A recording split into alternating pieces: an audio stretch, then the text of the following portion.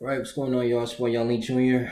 Say rest in peace to the UPS driver, and also to the innocent man, the motorist, Mr. I believe his name is Mr. Richard, but he was on his way home, 70-year-old man. And Frank Ordonez, who was the UPS driver, his UPS truck was hijacked by two individuals. Now, the two individuals here, the robbers, they was pretty much coming from a jewelry store. They was one was confronting the owner and they was shooting at each other and they grabbed the bag and they were trying to get away and to have I guess a nice storage area, and so they came across this UPS truck and they tried to hijack it and just do crazy things. So it was all on live television, man, and the police officers they was going through a huge chase down to the pretty much all throughout Dayton County and next to um, Miramar, Florida.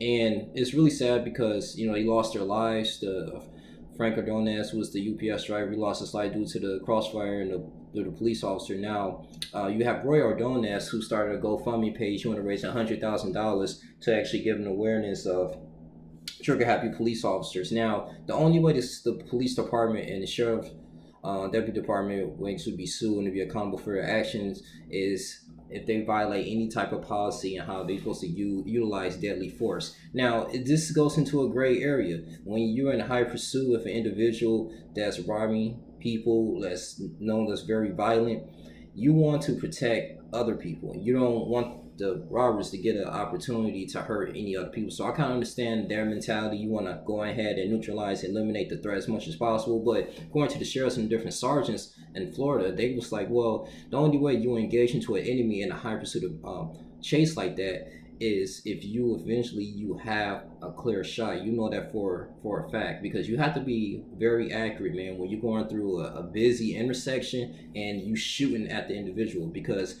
it can be people that can really just be frightened and get stopped in the crossfire, man, and just get caught in the crossfire. Then or you can have fratricide, all these type of things, man. And this is when the police officers looking at it in a bad light. Now the only good thing is they did kill the suspects, but it was two other people that died, man, because of the police officers' crossfire. So you gotta understand, like just saying you working in the hospital, right, and the police officers start shooting in the hospital, he got to be really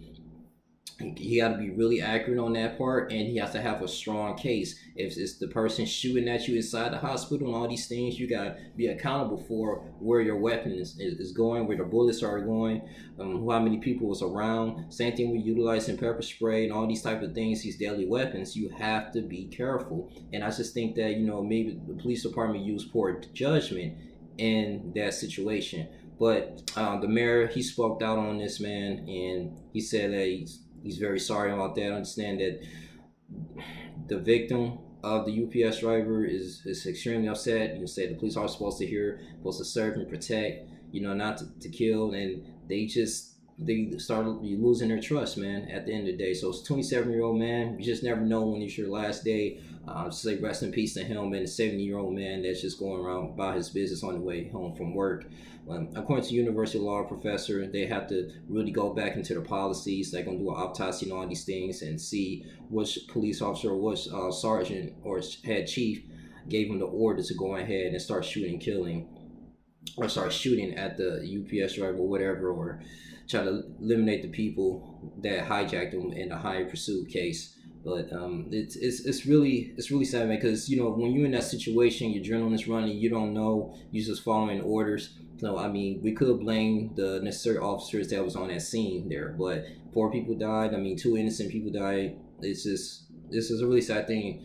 Only way is thing I can think of. You just kind of ambush them in a way and just make sure it's like, okay, you're in an open field, just challenge the individuals, man, that's going around here just doing this violent stuff, arrest them or just shoot them. But it's just sad, man. Just people getting cornered and just die because of someone's ignorance in a way, man. But this world's crazy, man. I just want to go ahead and report this.